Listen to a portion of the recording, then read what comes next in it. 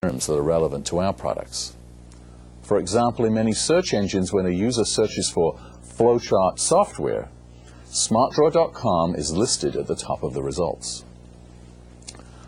Another internet marketing technique is to develop affiliate relationships with websites that attract visitors that are likely to be interested in your products.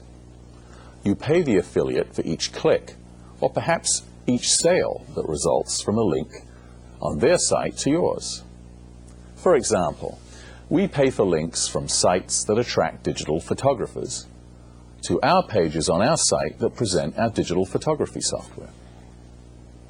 One of the huge benefits of web marketing compared with traditional marketing is the ability to track the exact return of every paid source of visitors. You must track your visitors and sales based on the sources of your traffic. That way, you'll find out which search terms, affiliates, and advertising outlets are working and which aren't. This will allow you to invest only in the techniques that are profitable. If you don't do this, you are flying blind compared to your competition. For example, we track the behavior of visitors to smartdraw.com, including where they came from, whether or not they downloaded our trial edition, and what they bought. We use our own software developed in-house. We do this because we pay for ads and other mechanisms to bring visitors to the site. We need to know if the people brought in from a particular ad actually buy enough to pay for the ad. Otherwise, the ad isn't profitable for us. Once you are able to track your sources of web traffic, you can experiment. For example, at smartdraw.com, we're constantly testing out new search terms and we are adjusting the amount that we bid. This continual testing allows us to optimize all of our resources and fine-tune our marketing mechanism to give us the maximum results, generating the most sales. Another great tool is an email newsletter. Sending your customers emails containing new information on your products is a great way to make more sales. However, with the abuse of this technique by spammers, you must be careful to deliver email to your customers that they look forward to as something of value and not junk mail. Tempting them with discounts, tips, and freebies is a good place to start. When you begin the process of developing your own website, you'll likely need software to do this. You can buy it or you can build it on your own. If you hire the right people, building it is actually very cost-effective. Again, I recommend against outsourcing. If you need to outsource with components or tools, this is okay. But the ultimate goal is to design the website and maintain it on your own. This way you can tailor it to meet your own needs. For example, smartdraw.com has a sophisticated e-commerce system hosted on its own equipment. We can handle hundreds of thousands of visitors per day. We have thousands of pages of content that is updated all of the time. The total cost to develop our software systems and maintain our site is about $500,000 per year. But it can be done for much less than this on a smaller scale. The final and most important thing you need to remember as you take the jump into e-commerce is never forget that your website is a central component to your business. It is not an afterthought or an accessory. If you treat it as an integral part of your sales force, you will be amazed at the results you'll get. Thank you. Well, welcome back, and we'll now continue with our second question and answer session. We have a caller from Baja California, Mexico, from the Instituto Tecnológico de Tijuana. Your question, please. Buenos días. Greetings from the Instituto Tecnológico de Tijuana. Our main priority is student attention and the ethics aspect of it. What would you recommend to profit the most from internet in a university environment?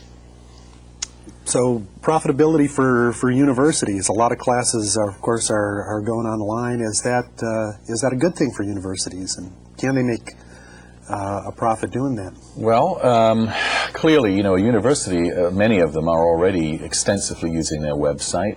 If you just think of it as I would, being a sort of marketer, simply attracting students and allowing them to apply online is obviously one thing you can use. But you can manage the university a lot more efficiently, signing up for classes, looking at schedules, housing, all of the many other services that a university provides can be, the web is an excellent resource to make those a lot more efficient. And Carl, you're across town at our sister institution, the University of San Diego. Are there some online courses there that are entirely online? Oh, there most definitely are. We have online courses that offer certificates in supply chain management. That would be really an excellent example of how universities can be profitable in going into online education. We're really talking about using a different channel, and we still have the product and just delivering it in different means.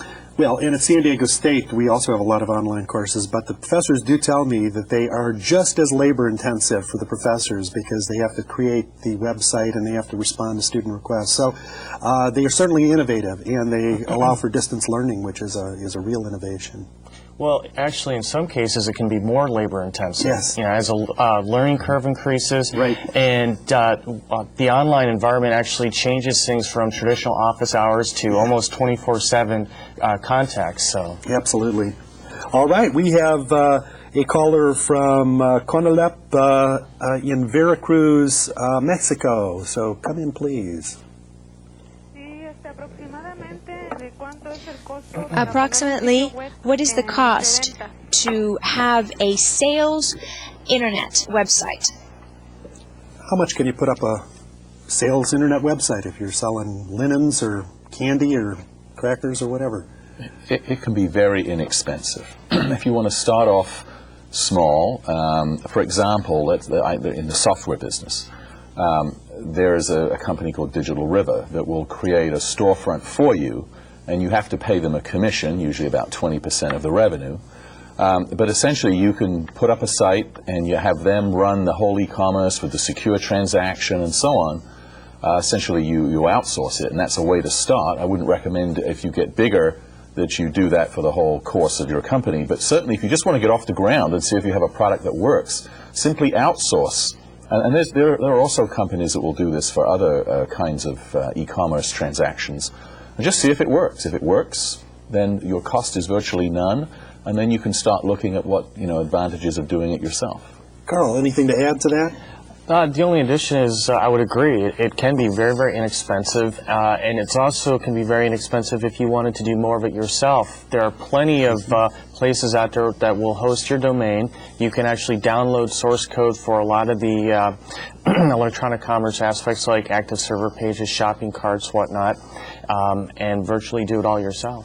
Now, we hear about bricks and clicks these days, and that term refers to the fact that the most successful companies seem to have a physical presence at a mall or in a downtown area, and they have a website where you can do internet transactions. Is that the wave of the future? Is that what your best advice is? Well, I think it's a good example in the sense that it gives you a foot in both camps. But I think the reason that the bricks and clicks has worked well is because it creates confidence. Yeah. It's those companies that you see in the mall, that you feel are real, that you have this sort of sense that they're not intangible. Right. Then you feel more comfortable perhaps in the early stage of this kind of revolution. And some people say it seems easier to return merchandise, for example, to a physical site, and sometimes people actually want to touch some merchandise, but like the convenience of ordering online. Personally, I do this myself, and I usually return things, just put it back in the box and ship it back like mail order. I don't go to the store, but it's really the confidence. I trust that site. Yeah. So the big companies like Target, Barnes & Noble, they seem to be using both methods of selling with great effectiveness. Is it your belief that that's the wave of the future, Carl? Absolutely. I think one of the challenges that caused previous failures is people thought they were very discreet. You were either online or you were traditional. And I think everyone is now realizing there are different market channels, and you need to capitalize on both to generate more revenue and create customer confidence, as Great. Paul said. I think we have time for one more question, and we have a fax from COBAES in Sinaloa province in Mexico, and they want to know, how do we market custom products on the web? Any special techniques of marketing custom products? Well, we're already seeing certain customization on the web right now with trying on clothes. You can, put your size and a virtual image will come up and you can see how something will work. Virtual models and selling automobiles. So I think we definitely, for any person out there making some, like a customer furniture or something like that, a person could enter in the same specifications that they would doing it in person, and they could see it in reality. And for those that would have difficulty visualizing what a car would look like in a certain color, what an outfit might look like with a suit, this is a real advantage in terms of marketing, eh? Yeah, certainly you can use this as a really great prototyping tool for someone who's doing it. But also, if it's the kind of product where you don't necessarily have to see it, say you wanted a report written or research done, right? Where it's going to be a stack of paper. You can still use the web as a way of soliciting leads for that. So a person could find your website. You might offer this service, and you could say, I really want something that does X, Y, Z. And please contact me. And so it becomes it's like using the phone, but it gives that much more comfort that the user can be out there kind of seeing what else you've done and whatever, and then do that. So. Well, listeners, thank you for your excellent questions. We've run out of time. We've hoped you really enjoyed participating once again in this exciting multilingual and multinational program.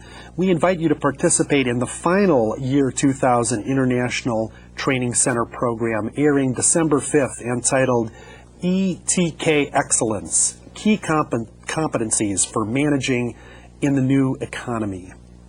For additional information on this video conference, please consult your participants' manual, where you will find the dates and the specific topics for each program. We would also like to invite our site coordinators and our viewers to learn more about ITC's competency-based training programs and its catalog of past programs. For more information, you may visit us on our website, appropriately, itc.group.org. Actually, that's itc-group.org. On behalf of all of us, I thank you for your ongoing participation and interest in the program. Thanks to our guests, and we'll see you all soon.